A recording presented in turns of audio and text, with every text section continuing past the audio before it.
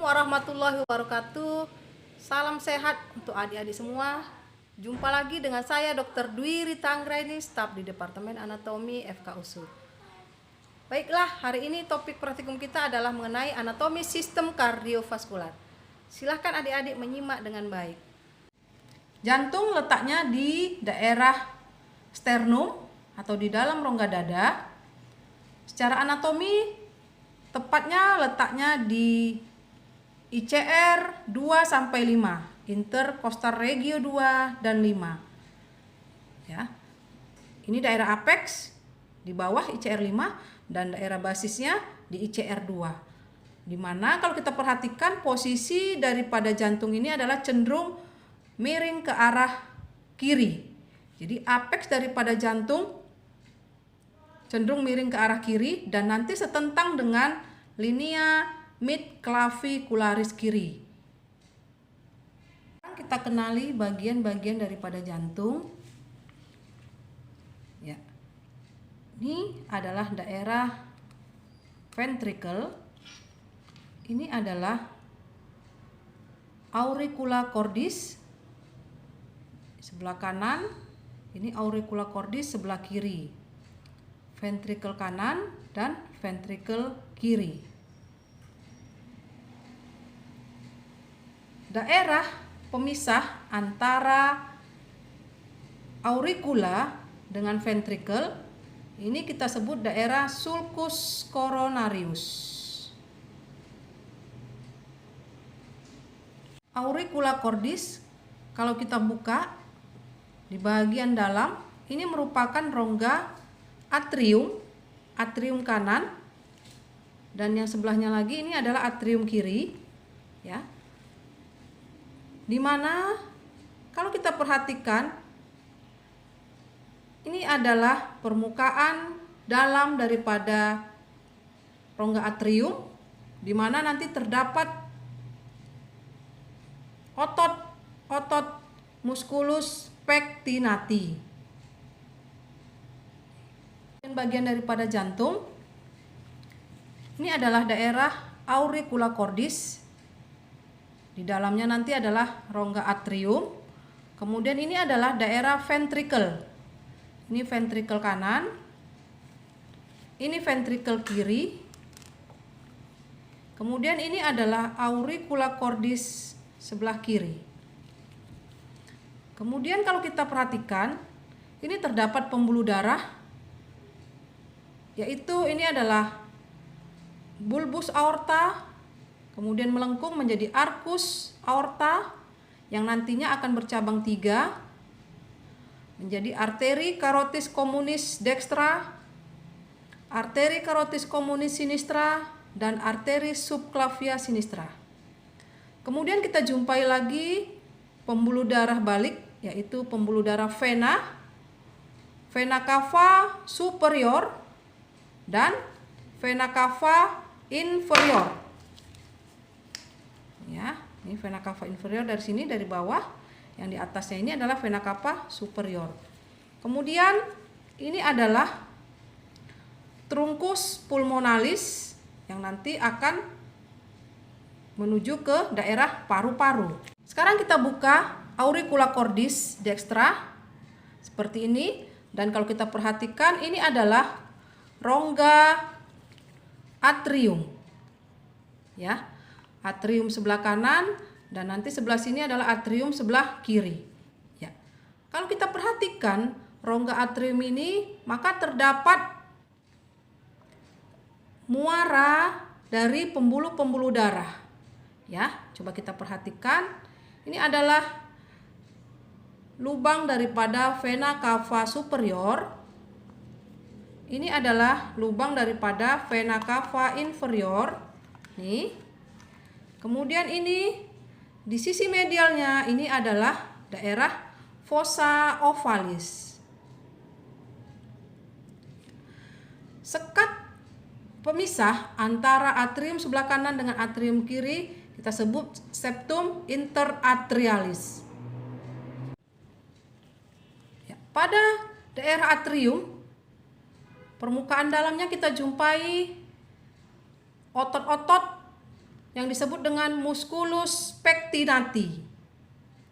Selanjutnya kita kenali, ini daerah ventricle. Jadi kalau kita buka ventricle seperti ini, ya. Jadi di sini jelas ini adalah ventricle kanan dan ini adalah ventricle sebelah kiri, ya. Di mana antara ventricle kanan dan kiri dipisahkan oleh sekat namanya septum interventricularis. Oke. Kalau kita perhatikan lapisan daripada jantung, ya, jadi jantung terdiri dari 3 lapisan. Yang pertama adalah lapisan bagian luar namanya epikardium, kemudian lapisan tengah yang terdiri dari otot-otot jantung namanya miokardium, dan lapisan yang di dalam namanya endokardium. Ya. Jadi kalau kita perhatikan dari pentom ini, bahwasanya ventricle sebelah kanan dengan ventricle sebelah kiri akan berbeda ketebalan daripada lapisan jantungnya, di mana pada ventricle sebelah kiri itu lebih tebal dindingnya dibandingkan dengan ventricle sebelah kanan. Oleh karena apa? Oleh karena jantung sebelah kiri kerjanya lebih kuat, dia akan memompakan darah ke seluruh tubuh, sementara jantung sebelah kanan kerjanya hanya memompakan darah ke paru-paru. Kita perhatikan rongga antara atrium dengan ventricle dipisahkan oleh sekat atau valvula. Ini daerah sebelah kanan disebut valvula tricuspidalis. Tricuspidalis ada 3 kuspidnya atau 3 valve, yaitu valve anterior, valve posterior, dan valve septalis. Di sebelah kiri, antara atrium kiri dengan ventricle kiri dipisahkan oleh sekat atau valve yang disebut valvula mitralis atau bicuspidalis. Ada 2 kuspidnya, yaitu valvula anterior dan valvula posterior. Valvula ini dia akan bersatu atau disambungkan ke musculus papillaris yang berada di dalam ventricle, yaitu ini musculus papillaris. Kalau kita perhatikan ini daerah yang menonjol-nonjol ini disebut musculus papillaris. Musculus papillaris ini dihubungkan dengan valvula dengan tali seperti ini yang disebut dengan chorda tendinea. Jadi setiap kuspid dihubungkan dengan musculus papillaris oleh chorda tendinea. Ya.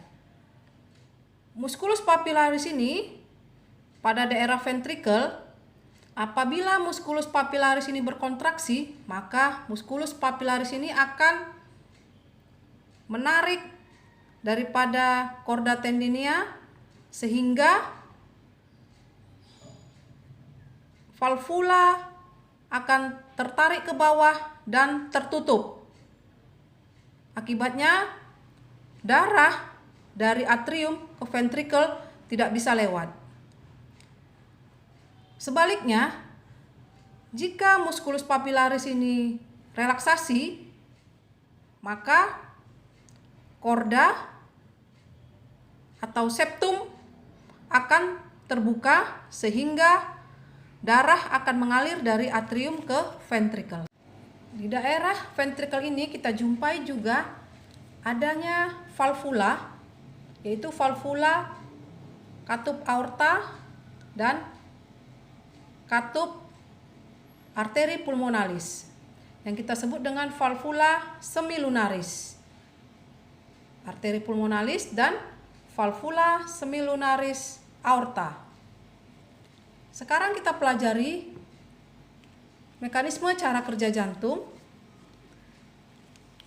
Darah yang berada di ventricle akan dipompakan ke seluruh tubuh melalui aorta. Ya, jadi darah akan masuk menembus valvula semilunaris aorta, kemudian ke arcus aorta, nanti bercabang 3, yaitu tadi arteri carotis communis dextra, arteri carotis communis sinistra, dan arteri subclavia sinistra. Dan ini terus ke seluruh tubuh sampai ke daerah tungkai bawah. Dan arteri carotis communis ini akan ke bagian atas, ke leher dan ke kepala. Kemudian darah akan balik kembali ke sistem pembuluh darah vena. Darah yang berasal dari bagian kepala dan leher, dia akan masuk ke vena cava superior. Kemudian nanti akan bermuara ke atrium sebelah kanan. Begitu juga darah yang berada atau yang berasal dari bagian tungkai bawah dan daerah bagian badan tubuh akan masuk ke vena cava inferior dan akan bermuara juga ke dalam rongga atrium. Kemudian dari atrium kanan darah akan dikontraksikan masuk ke ventricle sebelah kanan. Ya, setelah darah di ventricle sebelah kanan, maka darah akan dipompakan ke trunkus atau arteri pulmonalis ya melalui septum semilunar. Dari arteri pulmonalis darah akan diteruskan ke paru-paru, paru kanan dan paru kiri untuk ditukar darah yang kaya akan CO2 ditukar dengan darah yang kaya akan oksigen untuk kemudian akan kembali lagi ke pembuluh darah balik yang disebut dengan vena pulmonalis. Nih, vena pulmonalis. Vena pulmonalis sebelah kiri dan vena pulmonalis sebelah kanan akhirnya nanti akan bermuara ke atrium sebelah kiri. Ya, jadi darah ini sudah kaya kandungan akan oksigen dan dari atrium sebelah kiri akan dipompakan kembali ke ventricle kiri. Dari ventricle kiri seperti tadi akan dipompakan lagi berlanjut ke seluruh tubuh. Ya, demikianlah mekanisme kerja daripada jantung. Jadi untuk jantung sebelah kiri disebut sistem sistemik, yaitu memompakan darah ke seluruh tubuh, sementara jantung sebelah kanan kita sebut sirkulasi pulmonal, memompakan darah ke paru. Jantung mendapat aliran darah dari arteri koroner kanan dan kiri. Arteri koroner ini merupakan cabang pertama dari bulbus aorta. Sebelah kanan arteri koronaria sebelah kanan, sebelah kiri arteri koronaria sinistra. Arteri koronaria kanan cabang-cabangnya ada ramus sinuatrial, ramus atrioventrikular, ramus marginalis, dan cabang yang terakhir yaitu ramus interventricularis posterior. Sementara cabang utama dari arteri koronaria sinistra ada dua, yaitu ramus interventricularis anterior dan ramus circumflexa. Ramus circumflexa ini nanti bercabang, ada yang marginalis dan ada yang ramus diagonalis. Darah balik daripada vaskularisasi jantung disebut vena cordis. Vena cordis ini kita bagi 3, vena cordis Makna, parva, dan media. Vena cordis magna berasal dari pembuluh darah balik dari arteri koronaria sebelah kiri.